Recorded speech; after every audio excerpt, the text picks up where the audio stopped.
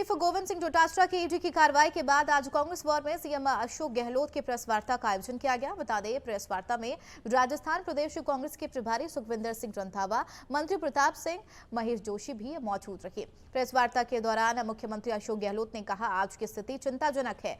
कल ही महिलाओं के लिए 2 गारंटी का वादा किया तो आज ईडी के छापे पड़ गए। केंद्र चाहता ही नहीं है कि महिलाओं को लाभ मिले, साथ ही केंद्र ईडी का प्रयोग कर कांग्रेस नेताओं पर दबाव बना रही है। वहीं सुखविंदर सिंह रंधावा ने भी कहा कि ईडी की कार्रवाई से हमें डरने वाले नहीं हैं। ईडी हरियाणा मध्य प्रदेश से क्यों नहीं जा रही और साथ ही जहां जहां ईडी का छापा पड़ेगा वहां से हम जीत कराएंगे।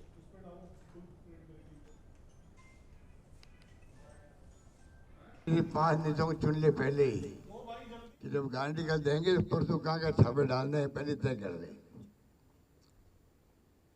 ये हालात है तो आप सोच सकते हो कि डेमोक्रेसी में अगर ऐसी सरकार बनी बैठी है दिल्ली में जो लोगों दिल जीतने के बजाय अपने कार्यों से, अपने व्यवहार से, अपनी नीतियों से, अपने कार्यक्रमों से और सिद्धांतों से आप कामयाब हो, उसकी बजाय आप जो है अब गुंडागर्दी कर रहे हो। गुंडागर्दी है ये। ऊपर के दबाव के बगैर ना ईडी आ सकती है, ना सीबीआई, ना इनकम टैक्स आ सकती है।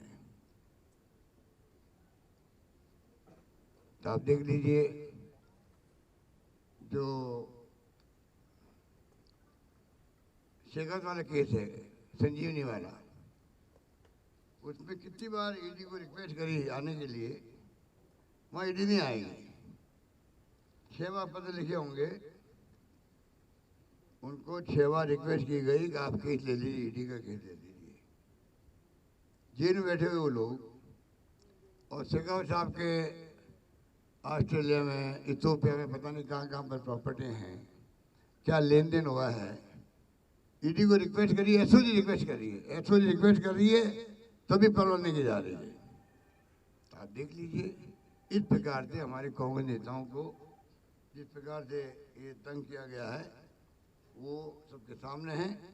इसलिए आज हमने उचित समझा कि आप सबको बुलाया जाए, एक्सप्लोर किया जाए, जहाँ जहाँ चुनाव होते हैं वहाँ जाके ईडी छापे डालती है, चुनाव हम जीतते हैं।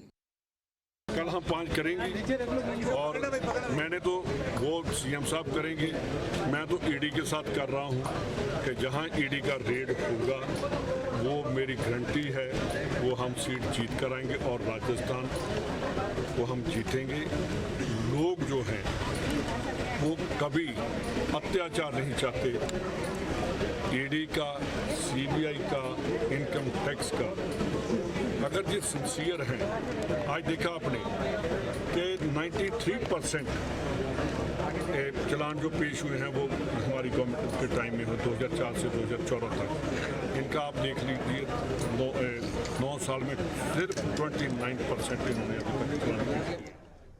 पीसीसी चीफ गोविंद सिंह डोटासरा की ईडी की कार्रवाई से प्रदेश की कांग्रेस राजनीति में हलचल मच गया है। पेपर लीक प्रकरण की जांच कार्रवाई में आज डोटासरा के सरकारी आवास सिविल लाइंस और निजी आवास सिकर में ईडी की कार्रवाई की जा रही है।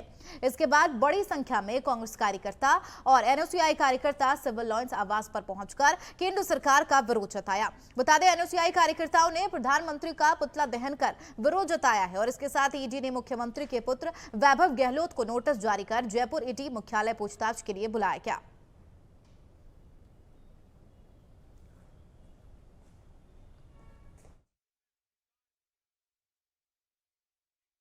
वो जवाब देना ही पड़ेगा, दे देंगे वो जवाब।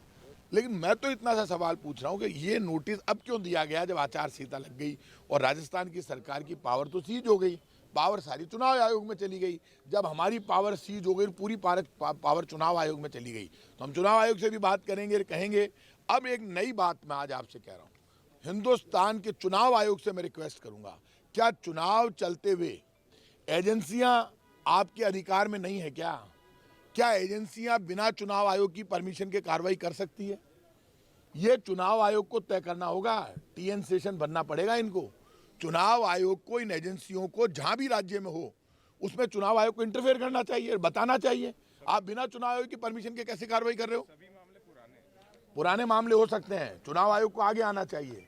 और यदि संवैधानिक अधिकार हमारा है तो उस संवैधानिक अधिकार में चुनाव आयोग जवाब दे और बताए कि ये जितनी कार्रवाई पूरे देश में हुई है तो चुनाव आयोग को इंटरफेयर नहीं करना चाहिए क्या?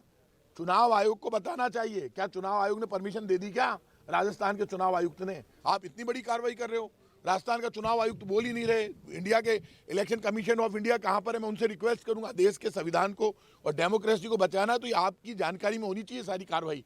जो लोग कैंडिडेट डिक्लेयर हो चुके हैं, चुनाव आयोग के अंडर में जो लोग आ चुके हैं, उन चुनाव आयोग के अंडर में आए हुए कैंडिडेटों पर सब कुछ आप सर हमने तो पहले ही कह दिया था, जनता को कहा था कि अब चुनाव आ गए हैं, केंद्र सरकार सभी एजेंसियों का इस्तेमाल करेगी, ईडी आएगी, सीबीआई आएगी, इनकम टैक्स आएगा, सभी नेताओं का आएगा। क्या नहीं किया इन्होंने?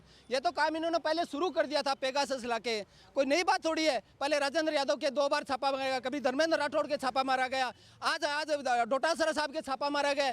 तो इनका तो क्या गया हमारे को परेशान करने और कुछ नहीं है। कांग्रेस का कार्यकर्ता मजबूत है और इन सड़कों पे और चुनाव में हम इनका जवाब देंगे और मुंह तोड़ जवाब देंगे। कोई दिक्कत नहीं है इसके अंदर। हम कौन से डरने वाले हैं? इन्होंने तब भी किया था, तब हमारे किसान हम न्याय मांग रहे थे तो ये गोलियों से बूंद रहे थे ये लोग। ये वही तो लोग है ना, कोई दिक्कत नहीं है। इन्होंने पुलिस और प्रशासन को आगे कर रखा है और केंद्र की एजेंसियों का इस्तेमाल कर रहे हैं। पर मेरा सवाल इन नेताओं से है, क्या ईडी भेजनी थी मेसा के अगर क्यों नहीं भेजी गई?